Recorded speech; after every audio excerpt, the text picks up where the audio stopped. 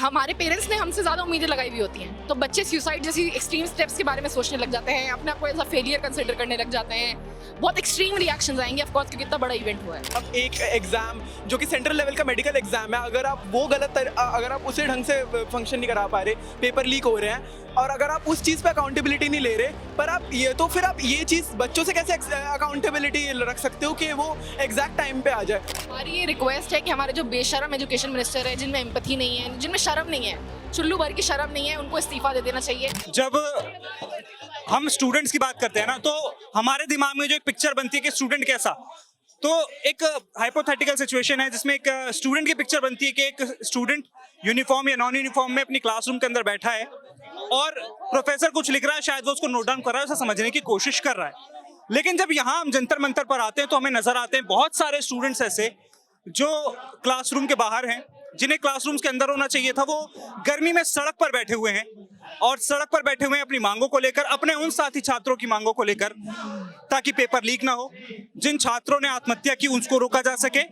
और जब एक बच्चा तैयारी करता है ना एक पेपर की, तो वो सिर्फ वो बच्चा तैयारी नहीं करता, उसका पूरा परिवार तैयारी करता है, क्योंकि एक कॉम्पिटिटिव एग्जाम की तैयारी में कितना पैसा खर्च होता है, कितना वक्त जाता है, ये हमें किसी को बताने की जरूरत नहीं है। लेकिन जब हम एक स्टूडेंट के लेवल पर देखें तो आखिरकार वो चीजें एक स्टूडेंट कैसे प्रोसेस कर पाता है, वही चीज समझने की कोशिश करेंगे सबसे एक एक करके बात करके।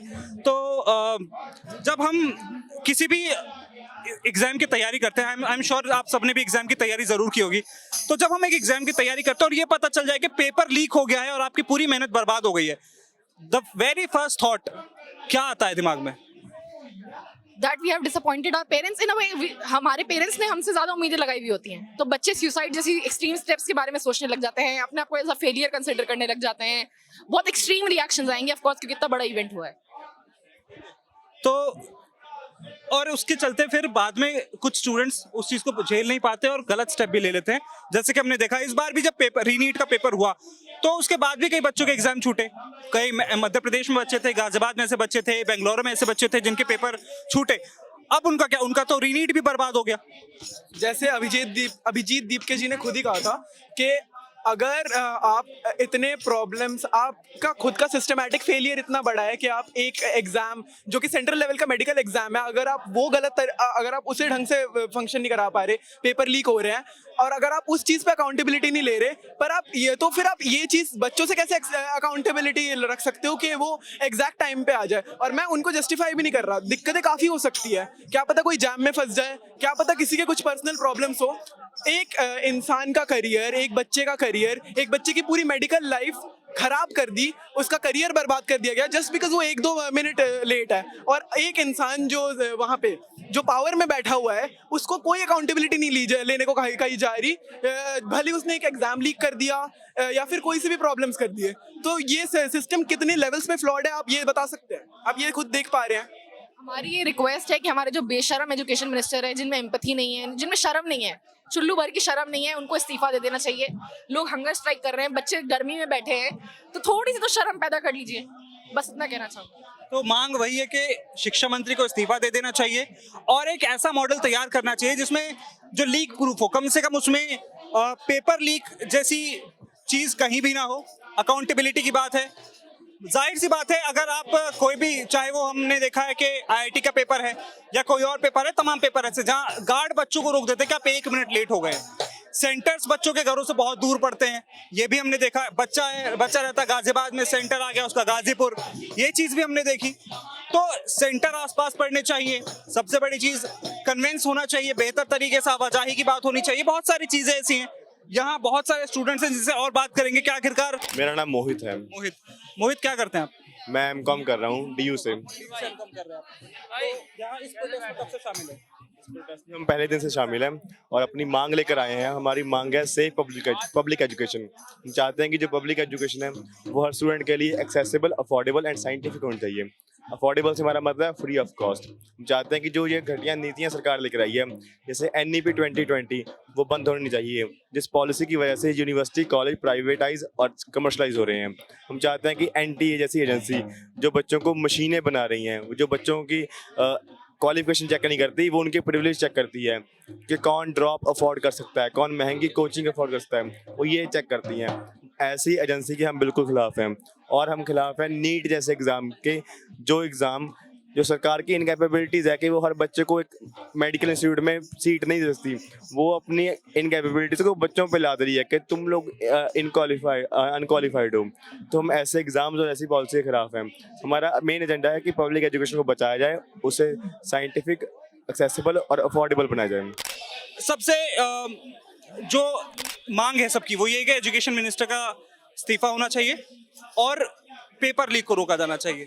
जब मैं यहाँ पे मैंने बहुत लोगों से बात की और बहुत बड़े बड़े लोगों से मैंने बात की, तो मैंने उनसे एक चीज, छोटी सी चीज पूछी कि क्या आपने अपने लेवल पर इस चीज को देखने की कोशिश की कि पेपर लीक कहाँ पर होता है या फिर उस चीज को कैसे ठीक किया जा सकता है।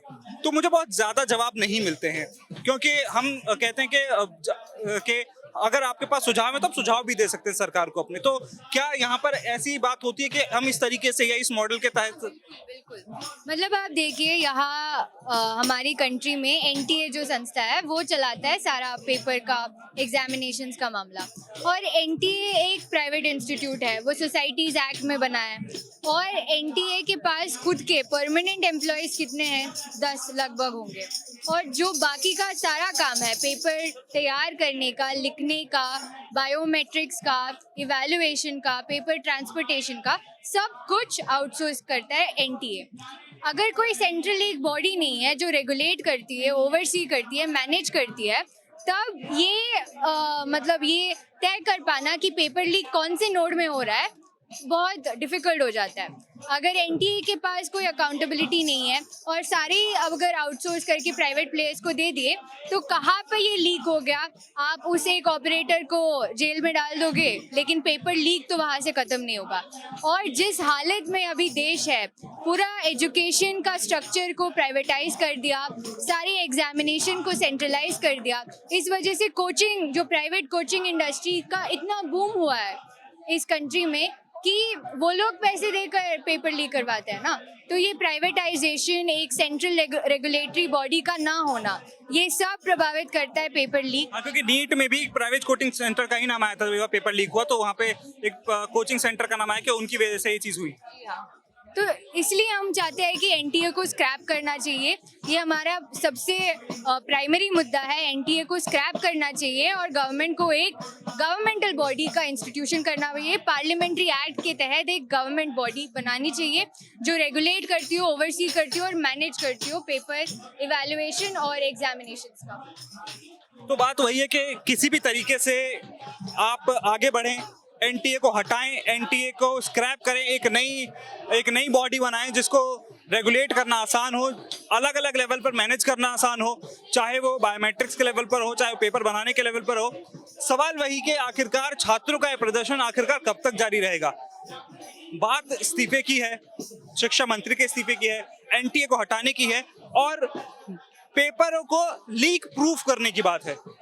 तो सवाल वही छात्रों के, और छात्रों का भविष्य कहीं ना कहीं इन्हीं क्वेश्चन पेपर्स पर, इन्हीं ये कह लीजिए कि इन्हीं एग्जाम्स पर टिका होता है। छात्र लगातार लंबे वक्त तक मेहनत करते हैं और जब अंत में पेपर लीक की खबर सामने आए तो कहीं ना कहीं परिवार के साथ साथ उनका दिल भी टूट जाता है।